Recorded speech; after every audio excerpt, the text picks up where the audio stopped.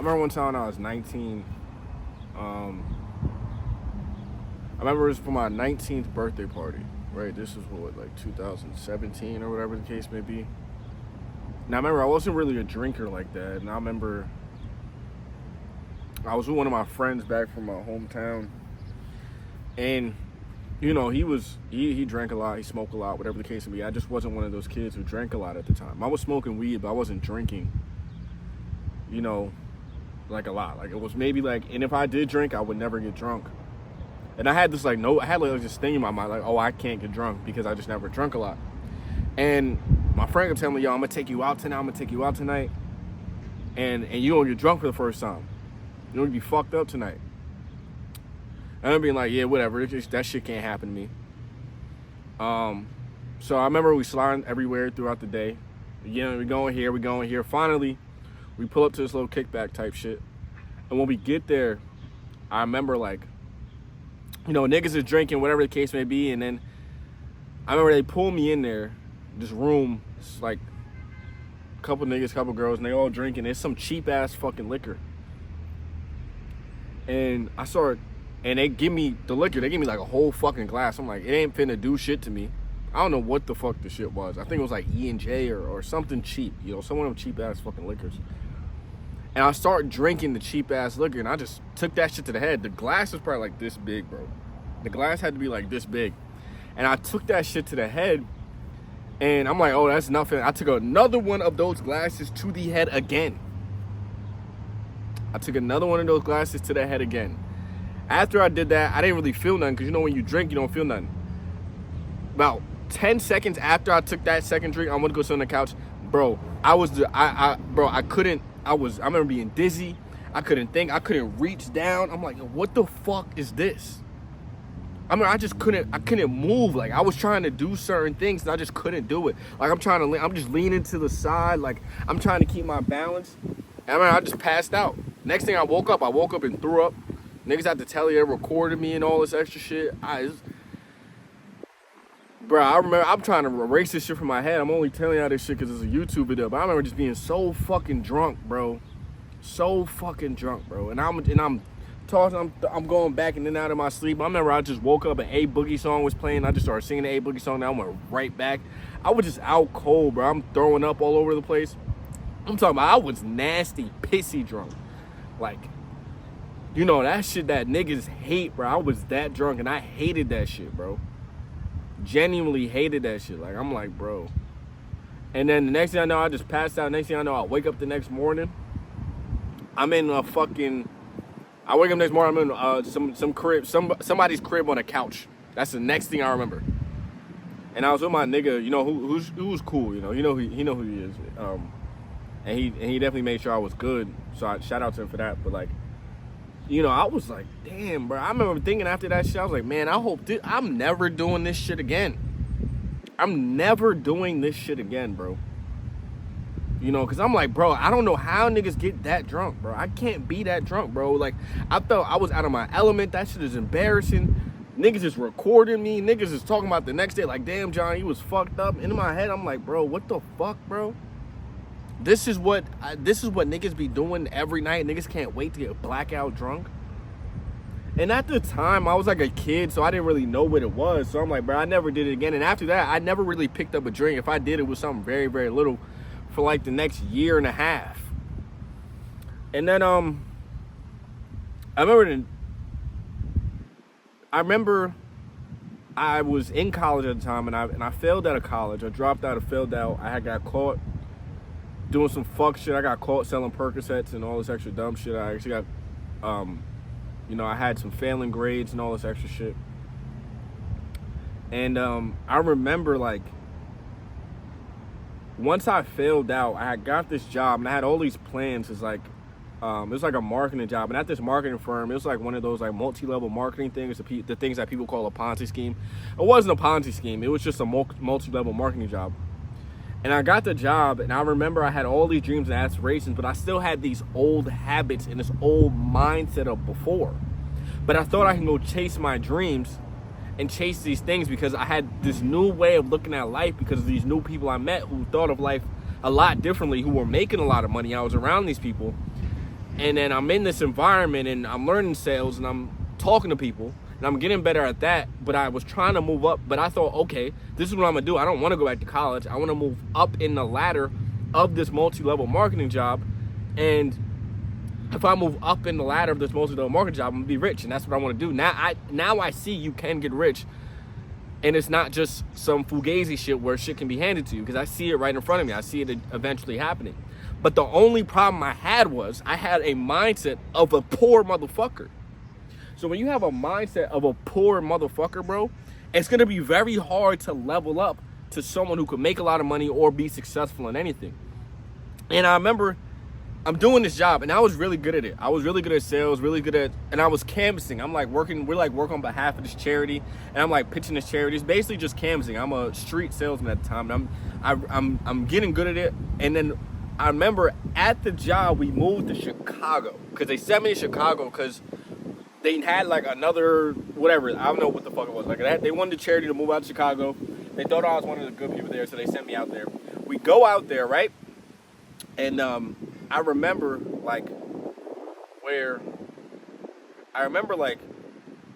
during that time, all my sales dropped.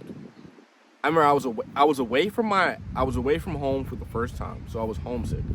I remember it was just a different thing for me. I had to grow up. This was the first time I really was on my own. I had nobody around.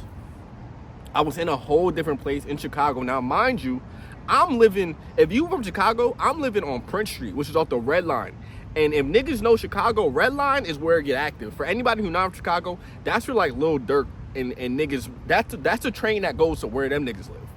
So I'm living in the hood of Chicago, and I remember I'm just fucking depressed. Shit is not going the way I wanted. I'm not making the sales I want to go. I'm not moving up. I'm just not, everything's dropping for me. I'm starving every day. I'm fucking broke. I remember, and this is why I say I had a poor mindset. Because instead of analyzing my situation and trying to figure out a way to work out and work my way out of that situation, what I did was gonna lead me to a whole bunch of fucked up decisions in the past. To escape the reality that I was living at the time, I started to drink alcohol every single night. And it started there, and it was just wine here or there. It was wine, it was this and that, but I was around other people, so I wasn't really drinking too much, so I had reasons to distract me. Fast forward a couple months later, I get fired from the job. They send me back home, whatever the case may be. I get home, I'm working a job, I'm pissed, I'm depressed because the shit didn't work out how I wanted it to go. I'm trying to figure out other solutions. Things aren't going well. I'm working at this warehouse job. I'm coming home, not doing shit. I'm jerking off like damn near every fucking day. And I just started, to escape the pain, I just started drinking a lot. And this is during COVID. I just started drinking every fucking day. Like, I would just wake up and couldn't wait to pick up a fucking drink. I remember it was like everything. I'm talking about, I would have bottles of Fireball. I would have bottles of E&J in the crib. It got to the point where I wasn't even looking at the alcohol. I was just looking at the percentage on the bottle of the alcohol. What time are we at? Okay, sorry about that. I was just looking at the percentage of the alcohol, bro. I didn't even give a fuck about what I didn't need to talk about taste. I just cared about what the percentage on the bottle was. And this is when you get to this point where you don't want to go out, you don't want to do nothing, and all you want to do is sit in the house and drink and jerk off all the time. You've reached a certain point of life that you're at such a low, like you have no confidence in yourself. You have anxiety. You can't talk to people. You can't look at motherfuckers in the eye. I'm talking about, that shit was painful for me. Like I didn't think I was doing nothing wrong. Nothing in my mind told me that these actions, so subconsciously I knew it, but the rest of the world was telling me, oh, it's okay to drink. It's okay to watch porn every now and then. It's okay to do that shit. And it wasn't there's no such thing as every now and then for me. If I do something, it's going to be this or that. Like, it's going to be the extreme or not the extreme, or nothing at all for me. And I just have that type of personality. I don't know what it is. But I'm just drinking every fucking day, bro. every fucking day just to escape the reality I was in. And I remember I was still trying to chase a dream of getting rich with these fucking bad habits. And I was just putting myself into more misery because I had just these crazy ass expectations. And none of the actions I was doing in my reality in the present time were reflecting what I wanted for my life in the future.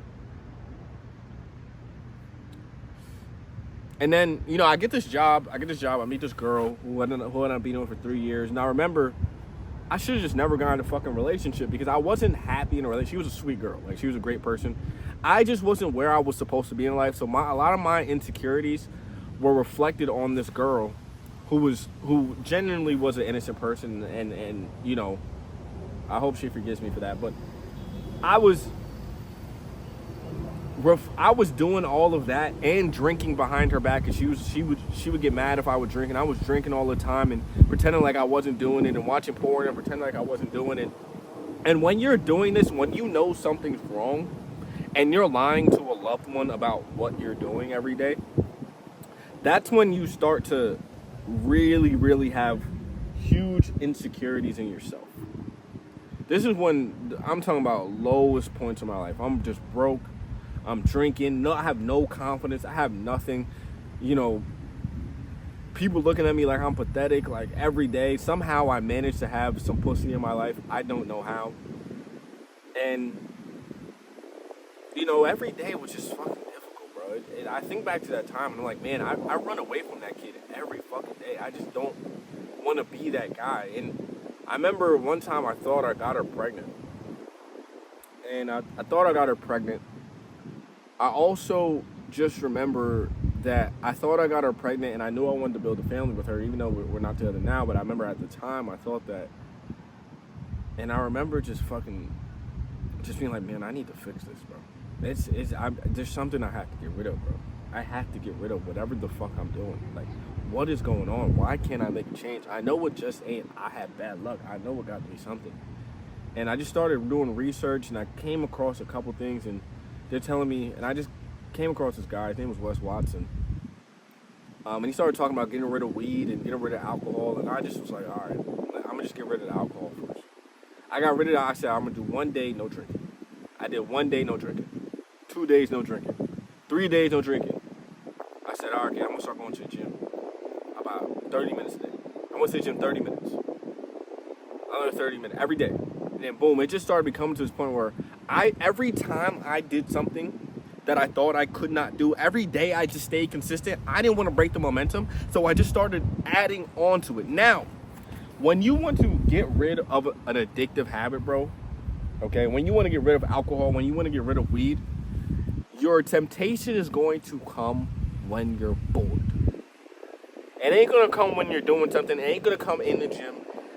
Purpose, when you're doing purposeful acts, the seek of pleasure is going to go away immediately. You have to be doing purposeful acts all throughout your day in order to get rid of that urge to pleasure yourself with a vice. Does that make sense?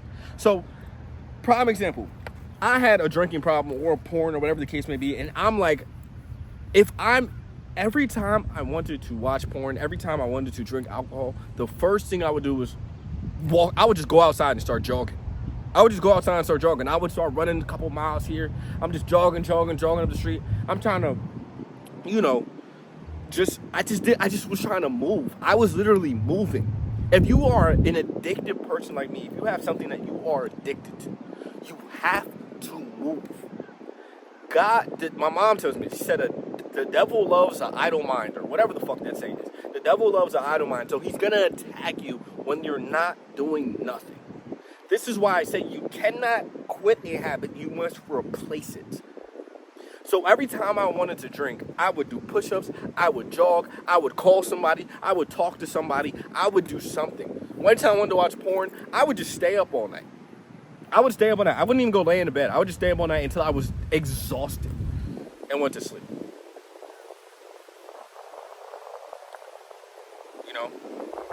And that's how I eventually ended up breaking the habit into another thing, right? This is why me and her broke up at the time. Your environment plays a huge factor in this. Your environment plays a huge factor in a lot of your vices. 9 times out of 10, if 9 times out of 10, if you have a certain vice, 9 times out of 10, if you have a certain addiction to weed or alcohol, 9 out of 10, the people around you are definitely pushing you towards that. So you have to get away from a lot of these things. And this could be friends, this could be family, this could be anything. So you have to put yourself in an environment where this doesn't happen. Now, if you can't get away from that environment, you must do everything in your possibility to get away from that. If you live with people who drink or smoke a lot, you must do everything in your ability to stay away from that. You either need to be outside all day, you either need to ignore them all day, you either need to just literally force your willpower to not talk to those motherfuckers, because they're going to question you. They're going to see you want to change, and you have to remember that you don't want to do these things that they're doing. Okay? So this is what happened. I remember we went to fucking, this is when I was with a girl at the time, and she drinks, she smokes, whatever the case may be. And I remember we went to like Atlantic City, then we went to fucking like Georgia for a trip, and I remember everybody was drinking. I'm like, yeah, I'm not drinking. Now I'm gonna let you know, no, but shout out to her, but her family is some of the biggest pussies I have ever met in my fucking life. Like, most of those motherfuckers are not motherfuckers that nobody in the world would want to emulate. They have the biggest fucking anxiety I've ever seen in my fucking life. And these niggas smoke weed, they drink, they do all this shit, escaping their reality. They're all out of shape. So what happens? I start making this change. She's part of this fucking family that does a whole bunch of bullshit. Tensions start to rise. We end up breaking up. I end up leaving. You know, me and the bitch break up. And the funniest thing in the world is I remember asking God if you can get rid of all the people in my life that are holding me back. Next day, the next day, my girl breaks up with me. Funny that, right? Yeah. You know, but you know the craziest thing was I remember when she did break up with me, and I remember at the time I had fucking lost. I was in debt. I was working at Amazon seasonal. If you work at Amazon seasonal, you know that shit is just fucking slavery. And I had to leave all that job. I was living down there with her all the way in South Jersey. I live in North Jersey with my family, so I had to move back up to North Jersey. And I remember I was just so optimistic about life because I'm like, I felt so good at times. I was going to the gym every day. I wasn't drinking. I wasn't watching porn. I wasn't smoking. I wasn't doing any of these things because I felt good internally about myself. So I didn't really give a fuck, you know? And, you know, I was excited. And I gotta tell you, like, everybody thinks that you're running to your vice because that's what gives you the pleasure. But when you transform your mind and you think and you drop it, and after the first week, 2 weeks of you not doing that thing that you are addicted to, you are gonna be so proud of who you are internally. You're gonna get this sense of clarity, of cleanliness. Motherfuckers think that when they smoke weed or they drink, it gives them more clarity. No, it takes your clarity away. God can now see you. He can now have a conversation with you. He can now lead you to where you need to go, because you're not flooding your brain with a whole bunch of bullshit every day. You're not flooding your brain with a whole bunch of vices that take you away from these things, bro. That's why I don't drink. That's why I don't smoke. Like, prime example, today, my whole family had to go somewhere. I can't go. I had to record a video. I had to make these shorts. I have to get on a coaching call with my coach. And I knew all these things. I'm like, I don't want to be, and what am I going to do if I go there? Like, this is my family. Shout out to them, but I'm going to go out with them. And what are they going to do? Just drink?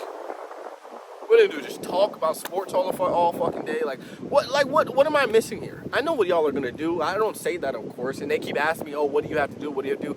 I don't like telling motherfuckers what I'm going to do. Because motherfuckers always give their fucking opinion about some shit. You're begging me to tell you what I'm going to do. And then when I tell you what I'm going to do, you want to give me your negative ass fucking opinion. I don't want to hear it. So I just say I'm doing something. Don't fucking worry about what the fuck I'm doing. I have some shit to fucking do. You know? And most people don't understand that shit, you know? So if you have an addiction to alcohol, I'm telling you, here's how you're going to get rid of that addiction right now. If you have an addiction to anything, not just alcohol, if you have an addiction to anything, first, analyze why you have the addiction. If you are addicted to porn, okay, first analyze when you do it. 9 times 10, you do it at night when you're laying in your bed. Why? Because you're not sleepy, you're tired. And you jerked off so fucking much, you spanked your shit to the point where now you can't go to sleep without spanking your shit. So you have to analyze, why do I spank my shit every day? Now, once you do that, the reasons start to come. Okay, well, are you, do you lack sexual access to women? If that's the case, you need to figure out why. And you have to keep analyzing and breaking it down. Is it because you're just looking for a hit of dopamine? Is it because you're looking to escape? Is it because is it because you're just bored? Is it because you have no purpose in your life? Is that the reasons you do it? Are you too comfortable? Analyze why you do the thing and when you do it. Now, okay, let's say I jerk off at 9:30, 10 o'clock at night. This is when I do it, right? Now, if this is when I do it, at this time, say I can't go to sleep. The first time, you're going to have to just stay up and not go in the bed. Do not go in the bed. You're going to say, oh, it's 8 o'clock, or 7, and you know that when you lay in that bed, you just don't go in the bed, go do something else. Go do something else. And this is where the other thing is important. Delete, unless you are working on the business, and 9 times out of 10, if you're jerking off every fucking day, you're not going to succeed in that business. So you need to delete all of your social media apps because the triggers start to come in. Bro, you can go on my Instagram right now. All you'll see is a bunch of muscle ass niggas, a bunch of gym shit. You're not going to see anything provocative on my Instagram, and that's because it's deliberately said like that. For the last almost 2 years, I have not seen a naked woman I haven't seen a naked woman, I haven't seen a sexual reference on my phone in the last almost 2 years. Because I make sure that it does not go on my phone. If I see something like that, I immediately click it and put not interested. Don't put this on me. Don't recommend it. I get rid of all that shit because I don't want those triggers to infiltrate my mind. That is the devil trying to come and get you through this beautiful, beautiful woman who is being very, very sexually provocative. The devil sending her to you to take your mind and send you somewhere where that's going to release all of that energy, which is you, busting a nut. And you need to hold that energy in order to go achieve things. So you have to get rid of all of the triggers. Get rid of them. Say not interested. TikTok, get rid of them. Instagram, Twitter, get rid of all of these triggers. Get all of them out of here. Okay? And that's how you're going to get rid of it. The same thing with alcohol. What are the triggers? Do you have alcohol in your fridge? Do you have alcohol in your cabinet? Do you have liquor in pour it out. Get rid of all of it. Pour it out. Are you around, if your girlfriend is drinking and she likes to drink, bitch, you need to get the fuck away from her. You need to break up with her. I know it hurts, but you need to break up with her if she has a drinking problem. It's either she drops a fucking drinking problem, or if she likes to drink and she's living her life and you find that drinking is causing you to not be able to get where you need to go, you need to leave her, buddy. You need to leave her. Because it's no disrespect to her. It's not saying she's doing anything wrong, but your life right now is being negatively affected because you want to drink every day. If you're around friends that drink all the time, if your friends want to go to the club, you have to stop going. You have to stop going. You have to replace. You say, hey, bro, I don't want to go to the club, but we can go to the gym. Hey, bro, I don't want to go to the club, but we can have a conversation about how we're going to build an empire to save our family. If they say no, fuck off. You don't need those motherfuckers in your life anyway. A lot of niggas you don't need in your fucking life.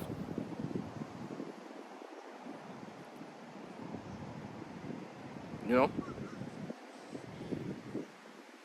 So, yeah,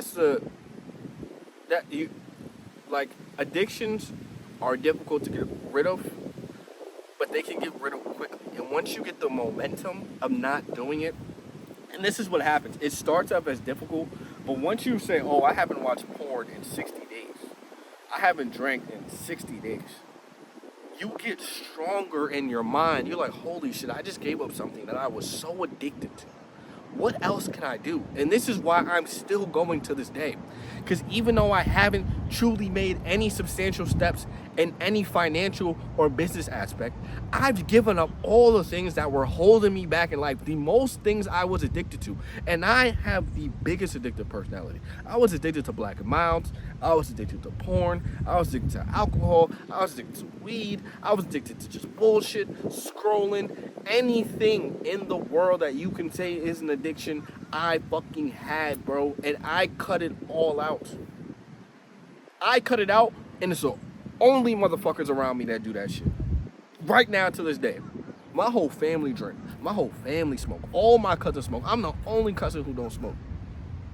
And and at this point in my life, I don't even want to do this shit. I'll be around them, they're smoking, they'll be like, you don't smoke? No, I'm cool, bro. I don't even have the urge to, because I know this feeling. I know the feeling of knowing that what it's like to not do it. You have to remember, sacrifice is paradise. That is a Wes Watson quote. That is not mine. Sacrifice is paradise. So when you sacrifice something that you really love, internally, you're going to love yourself, because now you're listening to what your mind. Now you're listening to your word. And that's where the confidence comes in.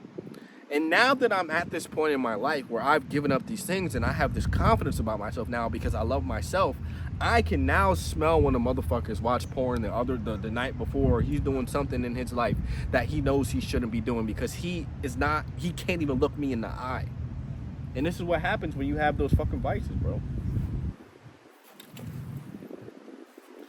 So yeah, I'm gonna end it there, but this is I'm probably gonna title this somewhere around just basically addiction. But the key things I want you to get from this is, if you have an addiction that you want to get rid of, first figure out when you get the addiction, analyze why you do it, and analyze it deep, like to the root. Like if you have a drinking problem, okay, why do I drink? I drink here. Now, why am I drinking? Am I 9 times 10, you're escaping something. You are escaping something. That thing you are escaping is 9 times out of 10 something that you want to be. You would rather be doing. Is it you want a woman?